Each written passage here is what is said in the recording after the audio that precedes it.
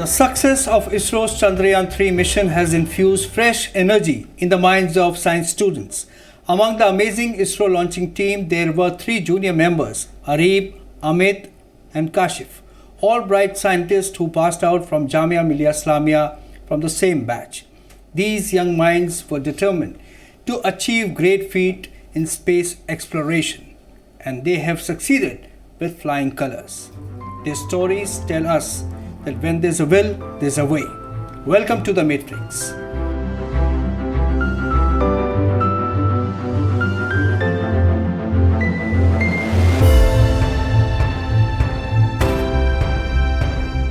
When Awaz-The Voice spoke to the family members of Arib, one of the young ISRO scientists in Chandrayaan-3 mission team, we found their hearts were filled with pride.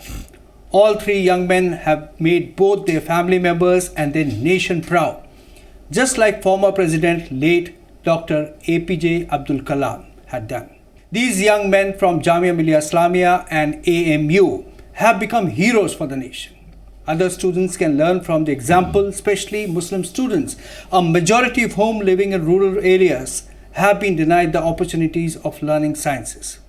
There is a need to inculcate a scientific temper among lakhs of madarsas students whose abilities have been limited to only religious studies.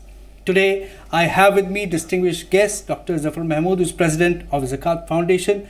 Assalamu alaikum, sir. Welcome to the show. Thank you. Sir, let me begin by asking you, what is your reaction to Chandrayaan-3 mission's success? Just very thrilling and good to realize that we stand out in the whole world, and we are number 4 in the top 4 in the world, and first to land on the south pole of the moon. Right. So, in fact, why we only, the entire world is thrilled. Absolutely. And that is what is being reflected from the media across the globe. Correct. So, yes, this is a high achievement for the humanity, I would say. Sir, now I'll ask you about these students from Jamia Millia Islamia University and Aligarh Muslim University. Some students were also there in the ISRO, which has launched this mission. Now, does this show, the success of this mission and the participation of these students show that if students are given an opportunity of this kind of equal education, sky is the limit for them? Yes, of course. Even sky is not the limit. Yes. You are right. Incidentally, you have named 3 students from Jamia Millia Islamia, and you also mentioned that there are students from Aligarh Muslim University also. So there somewhere from the social media, I collected their names. They are Priyanshu Varshne, Ishrat Jamal, and Khushbu Mirza. Right. So let us take this opportunity to congratulate all 6 of them. Absolutely, and sir. Their family members. Yes. And the society at large, and India, of course, in general. Right. So you are saying that yes, you are right. I fully agree that sky is not the limit, provided proper opportunities are coming forward. For that, a lot of effort has to be made. So before going into those details, I would say that this is not only India's success, but this is going to change the world. Yes, absolutely. And, in fact, that is the feeling across. Yes. And that is the feeling across everywhere in the entire universe. So, for taking the mission forward, we have to have more youth coming forward. For that, what I would advise using this opportunity of your channel is that the children, the youth must go and visit, maybe not physically but online, the website of Indian Institute of Remote Sensing, Dehradun. Okay. Yeah. So it's a premier institute of geospatial applications. Yes. And our youth must keenly visit their websites, go in quite a bit, details are there, given there, and know about the missions accomplished which have been done so far, and the upcoming missions, and the technology involved. All the 3 aspects are very important. Right. And for facilitating what they are supposed to do, I would say here IIRS, that is the website, iirs.gov.in. IN, India. So iirs.gov.in. So let us take this opportunity of Chandrayaan landing to take the entire Indian society forward, particularly the youth. So they should start taking larger interest and deeper interest into this particular field. Yes, it's an upcoming field. Yeah. Yes. So this institute offers training, physical training as well as e-learning. Okay. And there are about 5 dozen senior scientists, experts who are doing this work, both physically as well as by e-learning, in space application, satellite building, and the outreach includes industries, professionals, then government officials, teachers, students, and public in general. Right. And the courses vary. The duration of the courses varies from 1 week to 2 years. Okay. Yeah. So every kind of Very facility is there. Yes, they also provide MTech in remote sensing, MSc in geoinformatics, diplomas, certificates. Sure. So there is no limit. I mean, there's no limit, absolutely. And this is one upcoming field, and we also have plans of course, privatization of certain elements of space exploration. We've seen how Elon Musk has launched so many satellites. Yes. So this is something which we must continue doing the good work. But let me come back to the education of sciences. Now, sir, we know that between 9th to 16th century, there were several Muslim scholars who made astonishing discoveries, especially in the field of science. But 11th century onwards, Muslims were more inclined towards religious studies only. Do you think we need to fix it, because it still continues? The focus, especially in the rural areas, things maybe it is because of insufficient resources, non-availability of teachers. But do you think we need to fix it in some way? Yeah, definitely. I mean, if you are talking of India, then of course that kind of dichotomy does exist, and it's a continuous process. Not that nothing has been done to fix it, but then more is required to be done, and not only by the government but by the society also in general. So that there should be a realization on the part of social actors, those whom God has blessed with higher positions in any field. Sure. So it is the responsibility of all of us to try to effect the change even at the grassroots level. I fully agree with you with Sir, that. we have some great examples from Aligarh Muslim University. You are one example is sitting right in front of us, who has who has had exposure to modern education, and you're also a practicing Muslim. Similarly, we have many success stories from Jamia Millia Islamia. But sir, most Muslim educational institutes, mostly madarsas, in the rural areas, they are deprived of scientific education because, like we discussed, that the resources are not there. So, what are the reasons for this, and how can we fix it? What I mean to say is that the madarsas don't have teachers. How can we provide teachers to them so that they start they inculcate a scientific temper among students, the spark to get into the sciences? Definitely the basic responsibility lies with the society. Yes. But the good thing is that even the government of India, across political parties, for the last, I would say, about 25 years, maybe 26, 27 years, the government of India has been running a scheme known as Scheme for Providing Quality Education in Madarsas, SPQEM, and it has not been changed. I mean, it's still there and it's going on. Right.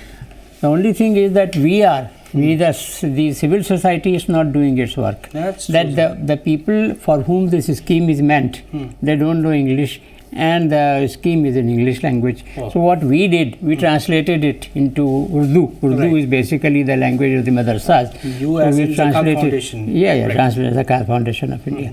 So we translated it and put it up on our website, and then even the application form we did that, and then reached out to the madarsas through the Urdu media, and some impact has been made of that. But more work is required to be done for reaching out the available resources to the people who need it. Right. Yeah. So there are so many, like you mentioned, there are so many government schemes. Unfortunately, there seems to be a disconnect between the government offering so many opportunities, but people at the grassroots in the rural areas are unable to take those opportunities. Incidentally, what you are talking about is like uplifting the madrasa students and those who are not getting access to modern education.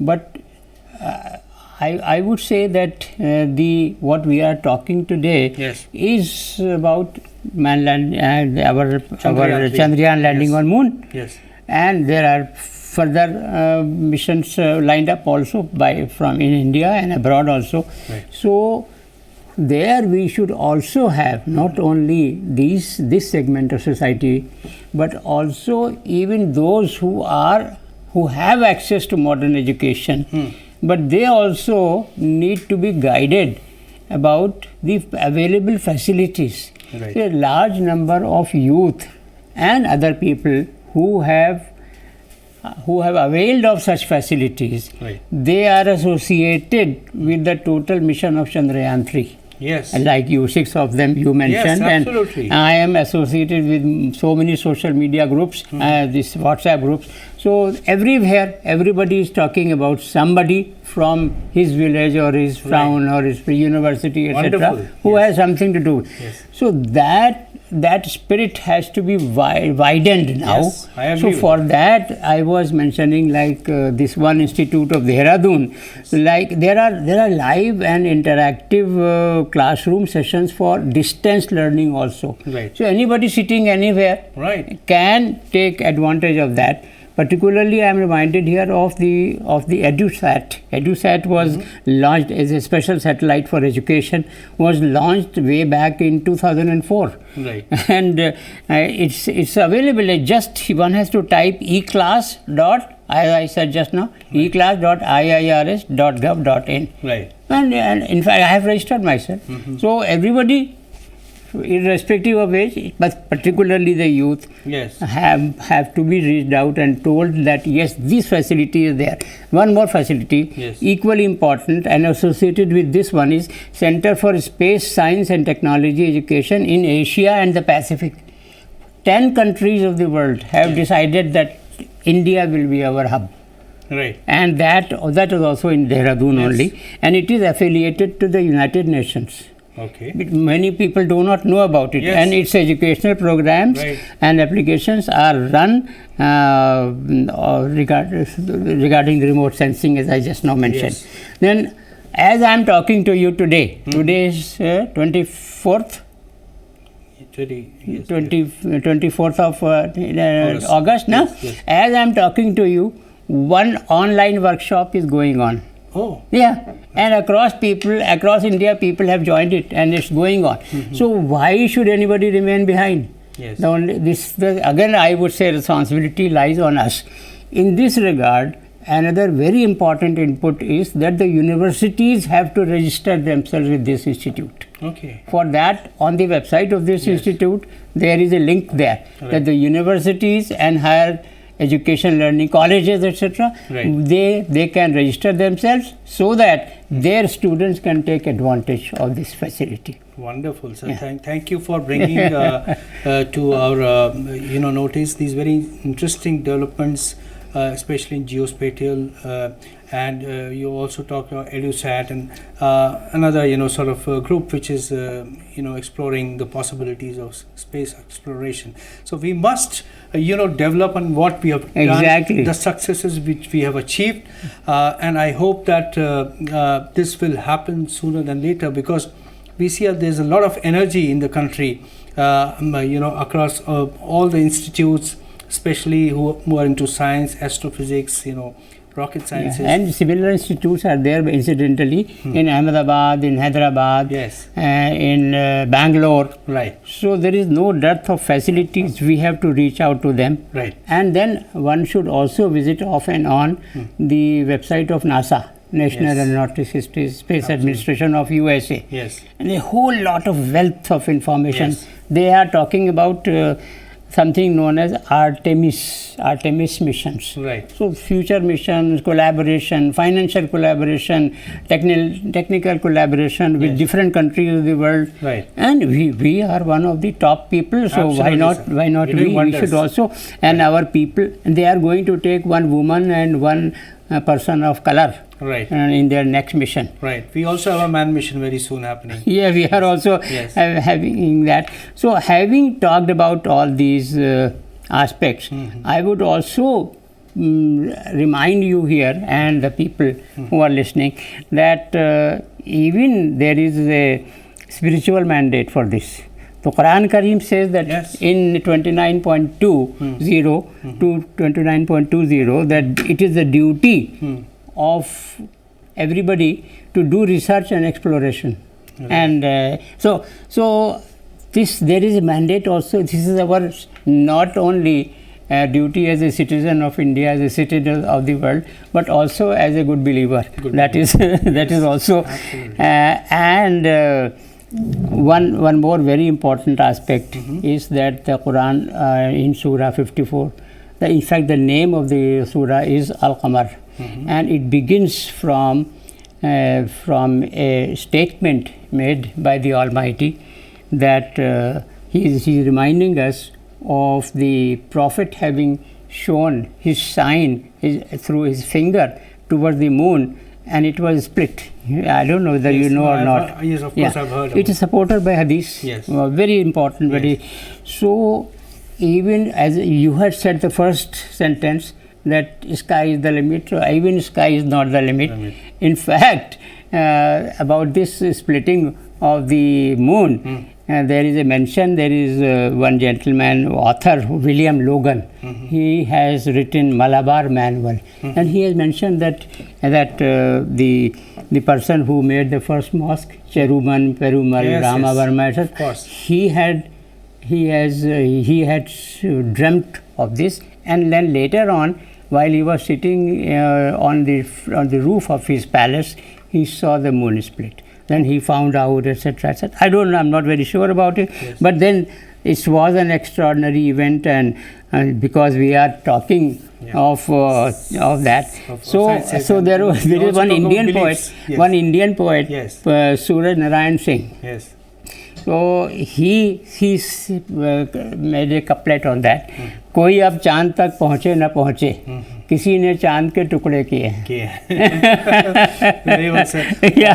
And in any case, Allama Iqbal says that सबक मिला है ये मेराज मुस्तफ़ा से मुझे. Ascension of the Prophet to the skies. सबक मिला है ये मेराज मुस्तफ़ा से मुझे कि आलम बशरियत की जद में है गर्दू. From the Prophet's ascent to the heavens, I take the lesson that the entire cosmos is within the reach of human beings. Right. So spiritually as well as being worldly wise, the mandate is that large number of our youth must participate in this effort. Right. On that note, sir, I would like to thank you for being in our studios and enlightening us. Well, the world map drawn by Al-Idrisi, mechanical clock built by Taqi al-Din Muhammad, the planetarium by Abu Said al-Sidzi, the celestial sphere by Abdul Rahman, the astrolabe of Khidr al-Qudanji, the minute scale by Abdul Rahman, and the canon of medicine by Ibn Sina were some of the most astonishing discoveries by Muslim scientists between 9th to 16th century. Then came the era of our own Indian great scientists like C.V. Raman, Homi Bhabha, and Jagdish Chandra Bose. There is a need to invoke great scientists of that stature of the past to get inspiration, so that we get more and more heroes like Arif, Amit, and Kashif. That's all we have for this week. We'll be back soon, very soon. Till then, goodbye from the Matrix team.